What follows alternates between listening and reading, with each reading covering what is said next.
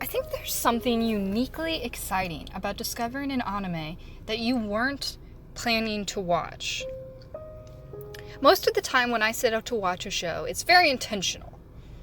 Maybe I saw it covered by a YouTuber whose opinion I respect. Maybe a friend mentioned it to me. Or I saw a lot of people talking on social media in a way that intrigued me.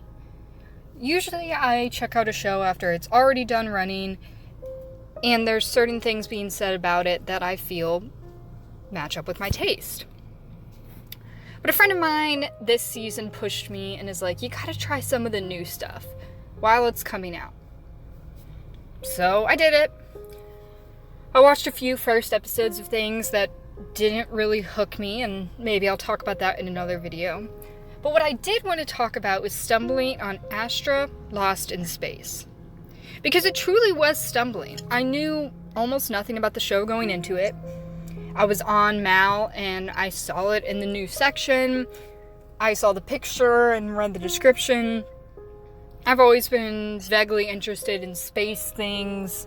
And it felt a little bit different because even though it was clearly still high school students, at least it wasn't set in a high school. So I thought it was worth trying. It grabbed me really quickly, and I couldn't quite put my finger on it. The concept itself isn't new. You can look up a list of survival anime and see a lot of the same concepts and tropes, right? There's even another show that has literally covered children being stranded on an island. And of course we're dealing with planets here, but it's similar. So it's not that.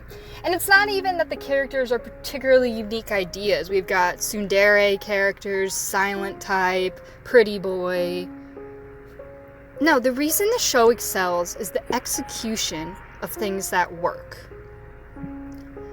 We're gonna get a little bit into spoiler territory here, only for the first 2 episodes, but just tread with caution knowing that. My goal is to make you want to watch the show, not give too much away, but I am going to explain a little bit about why the show works. So our main character, or at least the first character we're introduced to, since there's really kind of a set of main characters in Astra Lost in Space, is a girl who's a very typical shoujo protagonist. She's clumsy, she says some things kind of funny, she's cute, but she's likable. It's not necessarily her that makes the show work for me, though. When we get to our hero-type character, I really liked his backstory.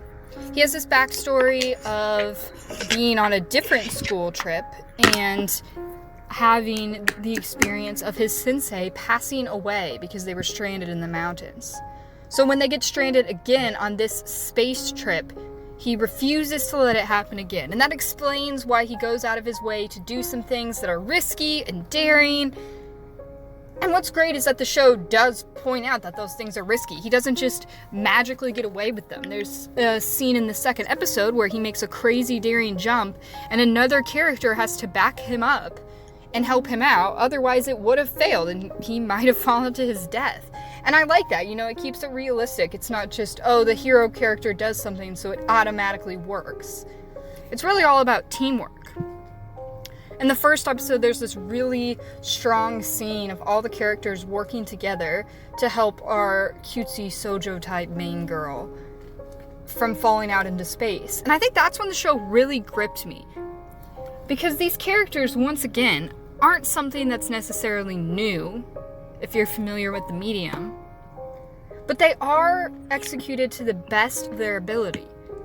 We've seen backgrounds that really make sense. Our tsundere character had a mother who worked all the time and was very standoffish. Her father wasn't around.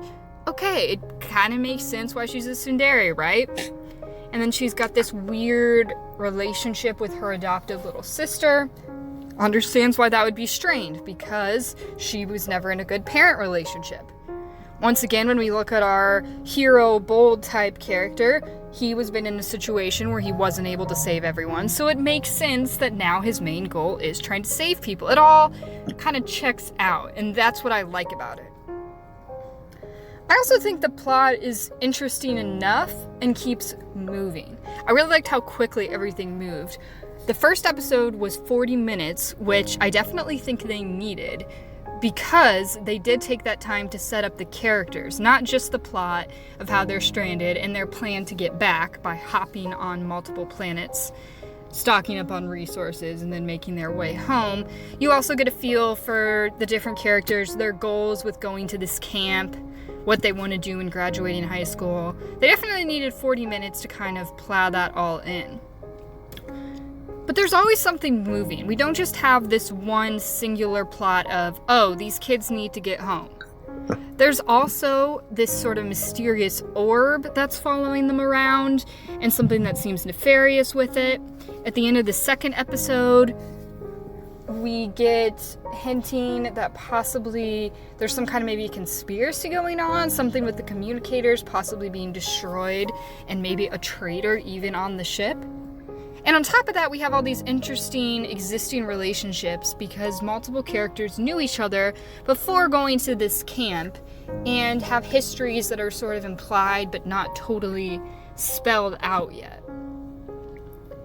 All of this, and it's set up in 2 episodes. You know, there's a lot of places this could go.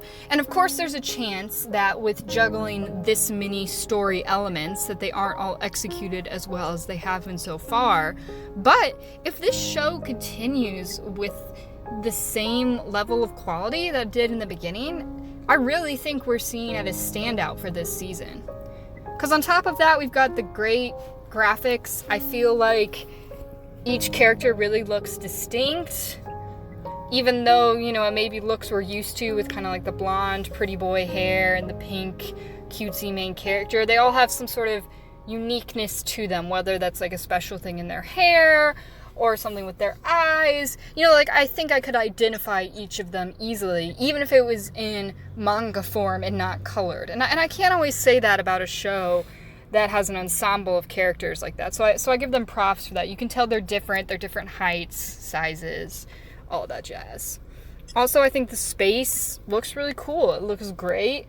Planets have unique creature designs. I'm excited to see how the planets might look different as we progress further into the show and are seeing planets in different climates and temperatures and all that. And the music is solid, normal. I don't know that I necessarily say it's standout, but it's good. You know, everything is just up to par. Everything is what you would expect, but not in a bad way. It's an entertaining piece of animation. So I'd love to hear your thoughts about Astra in space below. Also, feel free to comment any other shows from this season that you're following, if you'd like to hear me comment on them, etc. I'll probably make a follow-up video to see if Astra in Space delivered on its sort of promises that it gave us. But until then, thanks for watching. Peace.